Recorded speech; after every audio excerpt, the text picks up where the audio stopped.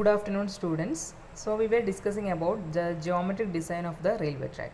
So in the last lecture, we have studied the different types of gradients, then grade compensation, etc. Today we can discuss about super elevation. Okay. So curves and super elevation. So on what situations we are providing horizontal curve and vertical curve? Okay. So horizontal curves are provided when a change in the direction of the track is required. When we have to change our track direction, we are providing horizontal curve. Okay, as same as in your highway engineering. In the case of highway engineering, when we are changing the direction of road, we are providing horizontal curves. So in the here also, when we have to change our direction of the track, we have to provide horizontal curve, and vertical curves are provided at points where two gradients meet, or where gradient meets level ground. Okay, if a rising gradient follows by a falling gradient, or if any rising gradient meets a level ground, etc., at that situations we are providing vertical curves, that is when there is any change in gradient. And horizontal curve we are providing if we want to change the direction of track. And what's meant by super elevation? To provide a comfortable ride on the horizontal curve, the level of the outer rail is raised above the level of the inner rail. This is known as super elevation. That is, in the case of horizontal curve, when a train is moving through a horizontal curve, there will be development of centrifugal force. So in order to counteract the centrifugal force, we are raising the outer rail with respect to inner rail. That's and that raise is known as super elevation. Okay.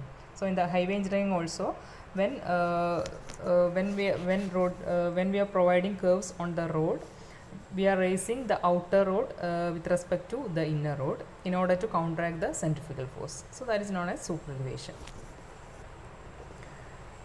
Before discussing super elevation, we can look through circular curves, the properties of curves. That is, a curve is defined either by its radius or by its degree. So degree of a curve, it is notated by d, and it is the angle subtended at the center by a 30.5 meter or 100 feet chord. So for deriving the relationship between degree and radius, we are assuming or we are taking a particular chord length. For example, here we are taking a chord length of 30.5 meter and equating with the circumference, we will get the final equation like this, that is d, degree of curve, is equal to 1750 by r. So this is the relationship between degree of curve and radius, where this r is in meters, d is in degree. That is, for example, a 2 degree curve, if the degree of curve is 2, that is d is 2, then the radius will be is equal to 1750 by 2, that is 872 meters. Like that, we can calculate degree of curve or radius. Okay. So these are the basic things about the circular curve. So this is the relationship between degree of curve and radius. Both are inversely proportional. And there is a table which showing the maximum permissible degree of curve, that is for different types of gauge, broad gauge, meter gauge and narrow gauge. On a plain track, it is given maximum degree and minimum radius like this, that is degree of curve and radius. Okay, when we are providing maximum degree, the radius will be minimum. Both are inversely proportional. So you just look through these values, not need to by heart this one. Then we can discuss what is super elevation or cant. Okay, that is when a train moves round a curve, a horizontal curve, it is subjected to a centrifugal force and is acting horizontally at the center of gravity of each vehicle, and this centrifugal force is radially away from the center of the curve. Okay, so this will increases the weight of the outer rail. Since it is radially away from the center of the curve, this centrifugal force will increase the weight of the outer rail. Okay, so in order to counteract the effect of centrifugal force, the level of the outer rail is raised above the inner rail by a certain amount in order to introduce a centripetal force. Okay, so this raised elevation of outer rail above the inner rail at the horizontal curve is called super elevation. And the term cant is frequently used as a synonym for super elevation. Cant is also known as super elevation. Okay. So in order to counteract this centrifugal force, we are raising the outer rail with respect to inner rail, and that is known as superelevation or cant. And it is the difference in height between outer and inner rail on a curve, and it is provided by gradually raising the outer rail above the level of the inner rail. And the inner rail, also known as gradient rail, is taken as the reference rail. Okay, because when we are raising the outer rail, this inner rail is taken as the reference rail, and is known as gradient rail, and is normally maintained at the original level. Inner rail is usually maintained at the original level, and outer rail is raised with respect to this reference rail. Okay. Next, what are the main functions of superelevation? That is why we are providing superelevation, or objectives of superelevation. First one, to ensure a better distribution of load on both the rails. So in order to distribute the load equally on both inner and outer rail, we are providing superelevation. Next, to reduce the wear and tear of the rails and rolling stock. That is, if we are not providing superelevation, the weight on the outer rail will be more. So wear and tear of the outer rail will be very fast. So in order to reduce this wear and tear, we are providing superelevation. Next, to neutralize the effect of lateral force, in order to minimize the centrifugal force which is moving radially.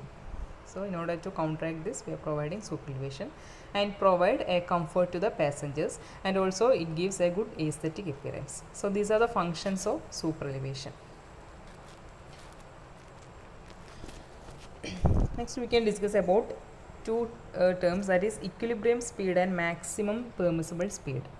So equilibrium speed means when a speed of the vehicle negotiating a curved track is such that the resultant force of the weight of the vehicle and the radial acceleration is perpendicular to the plane of the rail. That is, it is not complicated, because equilibrium speed means when the moving rolling stock, or when the vehicle is in equilibrium condition, that speed is known as equilibrium speed. The speed required in order to maintain the movement in equilibrium condition. Okay, so in equilibrium condition, what will occur? The resultant force of the weight, and the radial acceleration perpendicular to the plane of the rail. That is the equilibrium condition. Okay, and the vehicle is not subjected to any unbalanced radial acceleration. So at that case, this will be in, it is said to be in equilibrium. So the particular speed, the speed at which this condition occurs, that is the speed at which this equilibrium condition develops, that speed is known as equilibrium speed. Okay. So equilibrium speed means the speed developed when the whole system is in equilibrium condition. So for that, the resultant weight and the acceleration both are perpendicular. Okay, so that speed is known as equilibrium speed. And maximum permissible speed means this is the highest speed permitted to a train on a curve by considering the radius of curvature, then cant efficiency, cant axis, length of the transition. Okay, that is the maximum permissible speed by considering these factors. Okay, or the highest speed permitted to a train by considering all these factors, that is maximum permissible speed.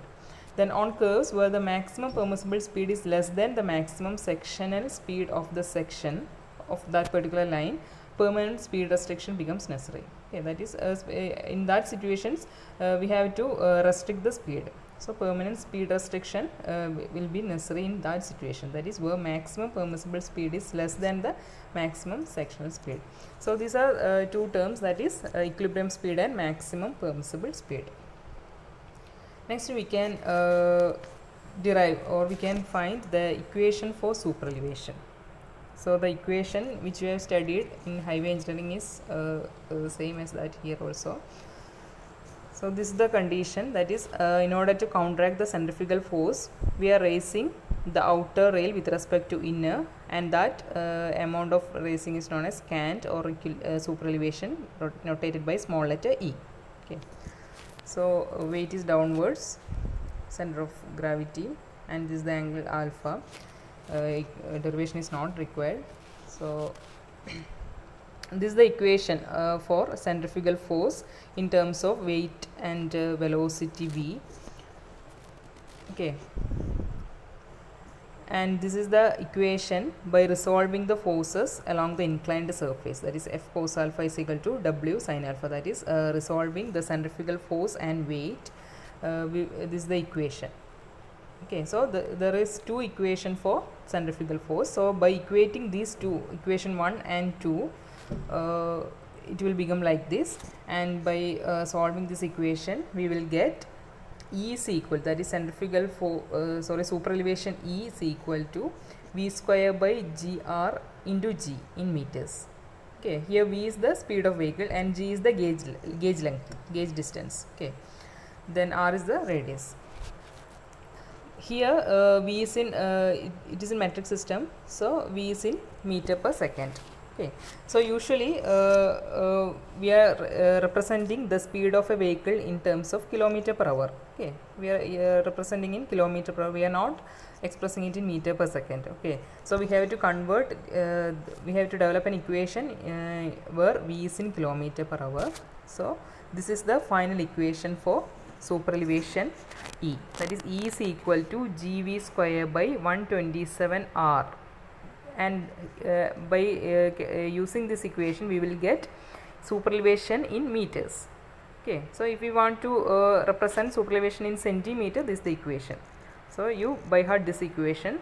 I think in highway engineering also this is the equation for calculating super elevation, that is E is equal to GV square by 127 R. Here G is what is G? G is the gauge distance, gauge length, distance between the rails, inner rails. Okay, so G is in meters and V is in kilometer per hour and R is in meter. Okay, so this is the equation for calculating super elevation. And what are the values of G for broad gauge, meter gauge and narrow gauge? In India, the G for broad gauge it is 1.676 meter, then for meter gauge it is 1 meter, and narrow gauge it is 0.762 meters. So major rail track is in broad gauge. Okay, so you should by heart this value. The broad gauge, in the case of broad gauge, G is gauge distance G is 1.676 meters. Okay. So we can substitute these values, and this is the equation for broad gauge. You need not by heart this equation.